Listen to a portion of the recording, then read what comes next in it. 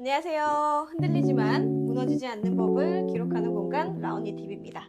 오늘은 딱 3월 1일 시작하는 느낌으로다가 매니저님이 좀 스몰톡 한번 해보자고 해가지고 모였는데 하실 말씀이 있으신가요? 저희 새해 다짐하잖아요. 그쵸? 2026년도 벌써 2개월이 지났고 이제 3월인데 제가 엄청난 다짐과 엄청난 계획을 1월에 세웠습니다. 근데 그게 이제 3월 달 돼보고 나니까 점점 내가 세웠던 계획들이 흐릿해지는 것 같은 그런 불안함이 좀 있어요. 근데 3월이라는 달 자체가 사실 1년이 4분기로 이루어져 있거든요. 거기에서 이제 3월이 딱 마감 달이다 보니까 아무래도 좀 싱숭생숭할 거예요. 1월 달에는 26년 잘 살아보자 저희가 다짐을 했고 2월 달에는 그 다짐을 실행을 했고 3월 달에는 뭔가 결과, 아웃풋이 나오기를 바라는 그런 기대 심리 때문에 그런 건데 그리고 또 3월이 뭔가 새 출발을 하고 새 학기 시작하고 이런 부분들이 많다 보니까 좀 비교나 SNS도 굉장히 많이 영향이 있을 건데 그러면 오늘은 그 3월달 유난히 흔들리는 이유에 대해서 한번 이야기를 해보려고 합니다. 일단 첫 번째로는 어떤 성과의 달이 아니라 재정렬의 달이거든요. 성과라는 거는 우리가 기대를 했을 때 결과적으로 아웃풋이 나와야 된다는 마인드 때문에 생기는 건데 2026년 우리가 목표했던 거 1분기를 마감하는 과정에서 뭔가가 결과적으로 보여지지 않으면 괜한 불안감이 생기는 거예요. 거기서부터. 근데 그때 꼭 결과를 바라기보다도 사실 2분기 시작하기 전에 재정렬을 조금 하면은 좋거든요. 그런 마인드에서도 이렇게 볼 수 있어요. 제가 전 에피소드에서 얘기했던 게 인생 그래프 얘기를 했었는데 어쨌거나 우리가 가고자 하는 방향성 그리고 나만의 기준, 나만의 인생 그래프가 설정이 되어 있으면은 그 인생 그래프의 방향이 중요하지 스피드는 사실 중요하지 않거든요. 근데 그 스피드가 어디에서 오는 거냐면 남들과 비교했을 때 거기에서 오는 불안감 때문에 유난히 흔들리는 것처럼 느껴질 수가 있거든요. 그래서 제가 첫 번째로 얘기하고 싶은 거는 인생의 속도보다는 방향을 찾아서 3월달 재정렬을 하는 달로 한번 설정을 해보시는 거를 추천드립니다.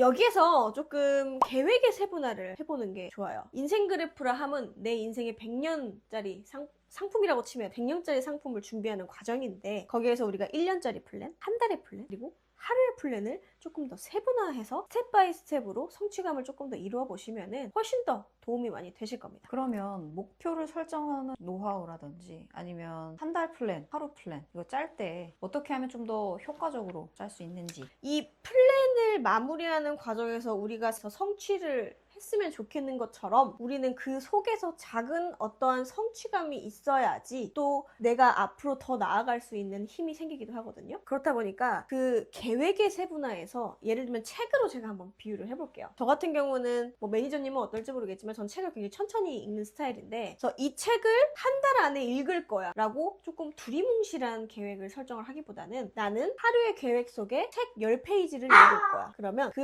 10페이지를 이뤄나가는 과정 속에서 내가 성취감이 생기는 거거든요. 꼭 한 달 안에 이 책을 한 권을 다 읽어야 된다는 두리뭉실한 계획보다는 내가 하루하루 성취감을 이뤄나가는 작은 세분화를 해가지고 계획을 짜 나가는 거를 저는 추천을 드리는 거죠. 그리고 이제 두 번째는 남들이랑 비교하지 마라. 이 3월달에 유난히 흔들리는 이유가 뭐냐면 남들이랑 비교하기 때문에 흔들리는 거예요. 이때 가장 중요한 거는 SNS를 줄이세요. SNS 굉장히 많이 하시잖아요. 저도 많이 합니다. 많이 하는데 그 SNS에서 3월이 유난히 빛나는 달이에요. 왜냐면 새로 시작하는 달, 새 출발하는 달, 그리고 아이가 새학기가 시작하는 달, 그리고 3월 또 결혼도 많이 하고 3월 이직도 많이, 또 3월달 어떠한 경로에 있어서 내가 사업자를 새로 내고서 시작하는 또 달이기도 합니다.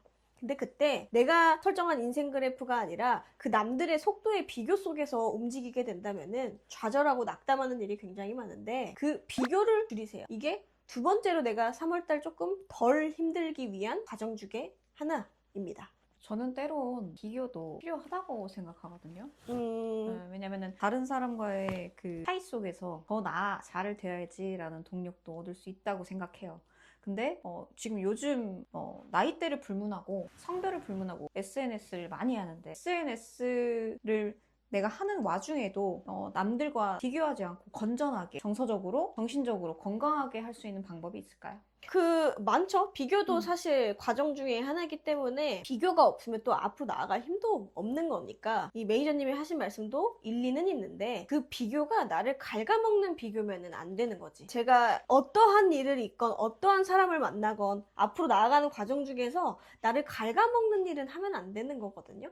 근데 이 사람이 올라가고 있는 과정 중에 이 성취감을 느끼는 게 보여져. 나도 이 성취감을 위해서 뭔가 목표를 향해 더 달려가야겠다라는 동력이 생기면은 그 비교는 굉장히 긍정적인 영향인데, 예를 들면 얘는 명품을 가졌네. 명품을 나도 사야겠다. 대출을 받아야지. 이런 약간 부정적인, 그러니까 허황된 꿈과 내가 진짜 나에게 영양가 있는 꿈이란 이걸 좀 구분을 잘 할 수 있어야 되거든요. 그러려면은 제가 말한 것처럼 인생 그래프에 있어서 나만의 기준의 설정이 굉장히 잘 되어 있어야 되고 내 자아가 명확해야 됩니다. 내 자아가 명확하면은 남들이 명품을 사건 남들이 어느 정도의 위치로 올라가건 나한테 끌어모을 수 있는 장점은 끌어모으되 굳이 부정적인 영향을 가지고 올 필요가 없는 거예요. 본인이 가장 잘 아니까 이게 나한테 득이 되는지 실이 되는지. 그래서 이런 부분으로 제가 조금 이야기를 해볼 수 있을 것 같아요. 그래서 제가 생각할 때 매니저님은 SNS를 보면서 비교를 많이 하시더라고. 얼굴. 본인의 얼굴도 꽤나 한미모 하시는 걸로 제가 알고 있는데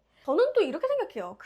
남들이 가지고 있는 장점이랑 내가 가지고 있는 장점 자체가 다른데 남들이 가지고 있는 장점을 왜 나한테 대입해가지고 입히느냐. 제가 생각할 때 매니저님은 얼굴이 충분해요. 하지만 자꾸 단점을 부각시키려고 하는 게 보인단 말이죠. 근데 그 단점을 부각시키기보다는 내가 가지고 있는 장점을 더 극대화시키면 그 단점이 장점이 되기도 합니다. 그래서 내가 가지고 있는 무기가 뭔가를 생각하세요. 내가 가지고 있는 단점은 뭔가가 아니라. 그래서 그 무기를 조금 더 극대화시키는 역할을 한번 해보시는 걸 추천드려요. 저는 제가 어렸을 때 못생겼습니다. 저 지금도 못생겼어요. 근데 저희 엄마가 항상 저한테 하는 이야기가 있어요. 너는 어떻게 그렇게 눈이 단추구멍 같니? 라고 항상 얘기를 하시는데 그래서 제가 눈이 항상 컴플렉스였어요. 저는 저의 모든 얼굴 중에 눈이 제일 싫었어요. 눈 수술을 했습니다. 근데 이 짝짝이 눈이거든요. 저도 이걸 좀 극복해 보려고 수술을 했는데 짝짝이가 더 심해진 거야. 그래서 제가 생각했죠.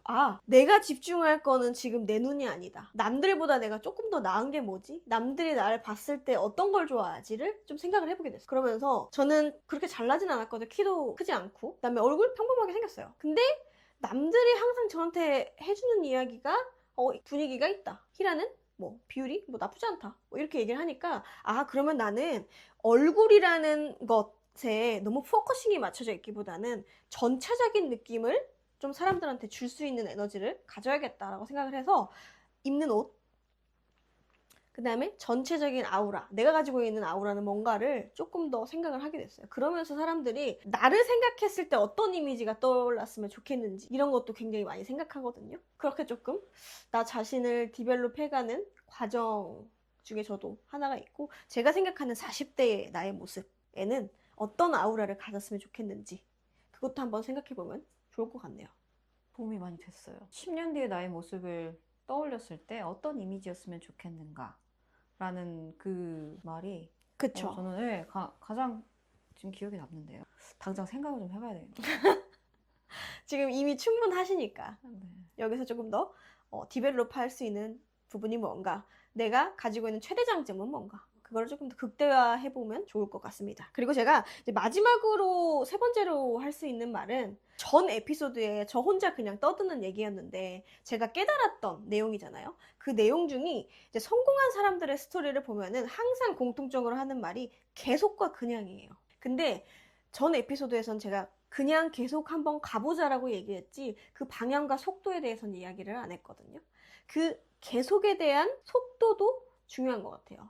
그 속도가 남들이 빠르다고 해가지고 나도 빨리 갈 필요는 없는데 3월달 유난히 조금 더 흔들리는 이유가 그 속도 때문에 그렇거든요. 그래서 그 방향의 세분화를 조금 시킬 수 있는 게 또 중요할 것 같습니다. 방향의 세분화라고 말씀하셨는데요. 네, 저도 지금 라언니 유튜브 매니저로서도 활동을 하고 있지만 따로 사업체를 운영을 하고 있는데 알아요. 지금 제가 방향 설정이 제대로 하고 있는가를 고민을 많이 하고 있습니다. 예를 들면? 예를 들자면 제 나이에 맞지 않는 상품을 팔고 있는 건 아닌가. 내가 입고 내가 쓸고 내가 사용할 수 있는 걸 팔아야 맞는 것인가?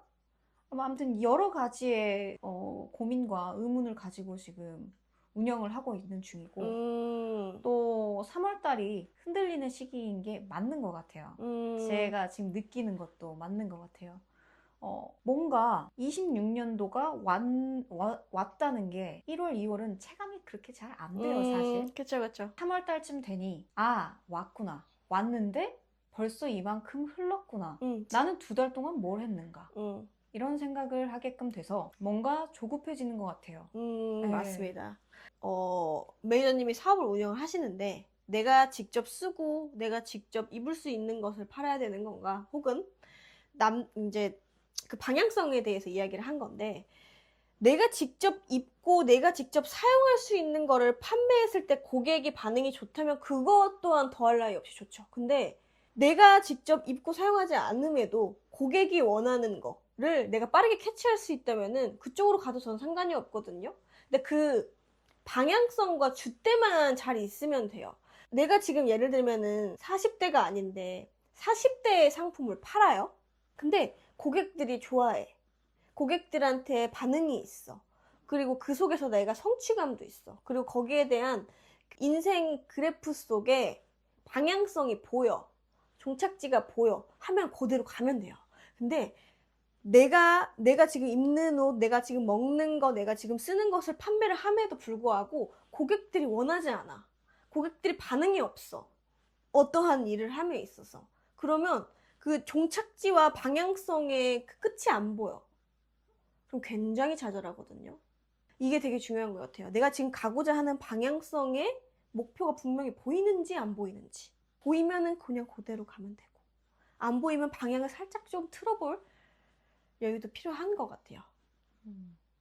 사실 3월달 되게 날씨는 여유롭지만 우리의 마음은 여유롭지 않은 그런 달입니다. 싱숭생숭하고 이제 어쨌든 봄이 또 다가오기도 하니까 말랑말랑해지는 그런 시기인데, 그때 이제 또 제가 항상 얘기하는 것처럼 내려놓는 연습도 하고 내가 가고자 하는 방향성에 잘 가고 있지만 속도가 느린 거면 그 속도에 불을 붙이기보다는 그냥 그대로 천천히 계획을 조금 세분화해서 갈 수 있다면은 어쨌거나 인생은 100세 시대, 롱런, 장거리 달리기인데 너무 성급하게 생각하지 않으셔도 됩니다. 저 같은 경우도 사실 이번 달 2월 끝 마무리쯤에 제가 가지고 있는 법인 사업체를 싹 정리를 했거든요. 사업자가 나한테 지금 당장 필요한가? 정리를 하면 다음에 못하는가? 를 생각해 봤을 땐 또 할 수 있는데 왜 나는 여기에 그렇게 많은 공을 들이고 있었나 그동안. 그래서 제가 정리를 싹 하면서 또 3월달 제 정립의 달, 그리고 진짜로 새 출발하는 달이 저도 되었기 때문에 이제 4분기 중에 1분기 사는 거다 보니까 우리 또 2분기 시작하기 전에 마인드를 또 굳건히 다잡고 2분기 마무리를 또 잘 할 수 있도록 열심히 또 살아보는 여러분이 됐으면 좋겠습니다.